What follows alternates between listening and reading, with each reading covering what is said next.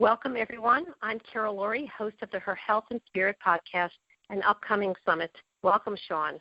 Thanks for having me. We're very happy to have you here. So let's talk a little bit about, in your practice, how do you take women from the mundane or the plain level into the spiritual world, and how do you work with them in that way? Well, to be perfectly honest, it's funny in a traditional allopathic practice where you see 30, 40 patients a day, sometimes that's pretty hard because I'm not necessarily in that space. And what I have done to help myself, to help myself be in that space is surround myself with things like art. So I have things around my office that remind me of just like the chakras or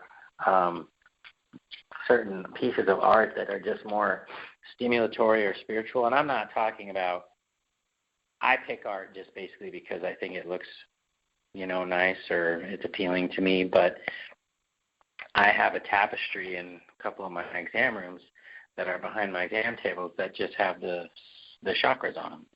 Mm-hmm. And from Western or Eastern Indian medicine, and all that does is it shifts my thinking.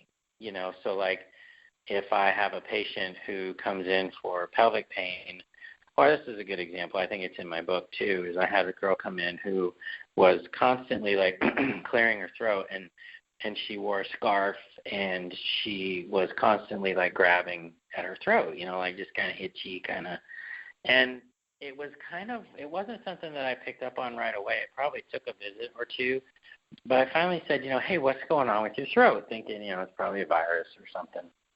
And she said, I don't know. I'm having a hard time swallowing. I'm having a hard time. Sometimes I'm losing my voice. And I said, well, maybe it's a virus. She's like, well, it's not like my voice is raspy. I literally can't get the words out. And then all of a sudden she started crying. She started bawling. She's probably 7 months pregnant. Well, what happened in speaking to her was that she couldn't swallow and she couldn't speak because her boyfriend at the time was using heroin, and she felt very nervous about bringing a baby into that household. And she knew she had to talk to him about it, but she didn't know how, and so she kept putting it off. So energetically, she had a hard time swallowing. She had a hard time getting her words out, and she was covering her throat, which means she was probably afraid to talk about stuff. And so I told her to bring him the next time, and we all talked about it. And he subsequently went into rehab because he didn't want to be that father either. Great. And then she magically stopped wearing the scarves, and things got better. So I think that's a good story of how I at least can tune in to what's going on, because the allopath in me, the regular doctor in me, is thinking, oh, it's just a virus, right? I was thinking it was a thyroid problem and she needed to have her thyroid checked. So that's where we go. And there's nothing wrong with it. I think that's obviously. But I didn't do $1 million of workup either. Just through having this other way of thinking, really, I was able to help her get to the root of her problem. When you're seeing 30 to 40 people a day, notice I couldn't even get out the concept of a day, because that's how many people I want to see in a week. And that's a lot of people's psyche for me to intake in a week. Well, if you're seeing how many people in a day. Part of the problem with medicine today is, amongst the few that we have, is overhead. And I'll be perfectly honest, for me to keep my doors open just so I, turn on the lights, pay my people, order supplies, it has pay your malpractice. Yeah, it costs about $50,000 a month to run my office. It's a lot of money. You can't see 30 people a week and pay that. No. I couldn't even pay that, let alone pay myself. So the problem is, part of the hamster wheel that we're on, one is people want to be seen, and they need to be seen. And two, I think that we are, now else in the world, trying to pay our bills, and it's a bad system in that aspect as well. Because if medicine or insurance companies would reimburse based on time instead of volume, it would be a lot better. Because human nature, if you're getting paid more to sit with somebody and talk to them about stuff, you're going to sit with them and talk to them about stuff, But on the other end, people are busy too, and so some women that come in, if they have pelvic pain, they may just want something for the pain. They don't necessarily want to figure out why they have the pain, because that's going to take a lot of work, Until the other approach doesn't work, and then they're left with the why. Right, and I can tell you as a gynecologist, I have done many surgeries on women that were having lots of pain, and you go in and look, and there's nothing wrong, or at least that you can see organically. And so, it does serve a purpose in the sense that sometimes they feel better, but obviously not getting to the root cause of the problem. Right, which is what we're all trying to aim for in our approach towards healthcare. Oh, yeah. Well, I would hope most of us are. I think those of us in this arena are definitely trying to bring all those approaches together. And that's why, I like the avenue of integrative medicine, because integrative medicine to me is just, I joke about it, but it's integrating all of the other practices into what I do, and freely admitting that, my expertise is in women's health, but I have other avenues of people that I can refer to for neurological health, mental health, children, things like that. And so it's kind of corralling all those other providers together and having a team of experts that you can refer to. I think that's part of the key here, is that you have your integrative approach, and then when you feel somebody needs something else, you have a really good team that you trust, that you can make referrals to. Oh, exactly. It takes a long time to develop a team like that too. It does. It's not a 2-minute, I've just started my practice moment. It takes many years.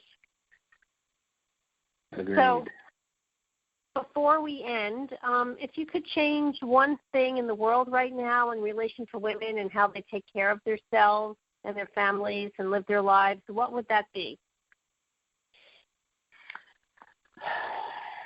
Hard question.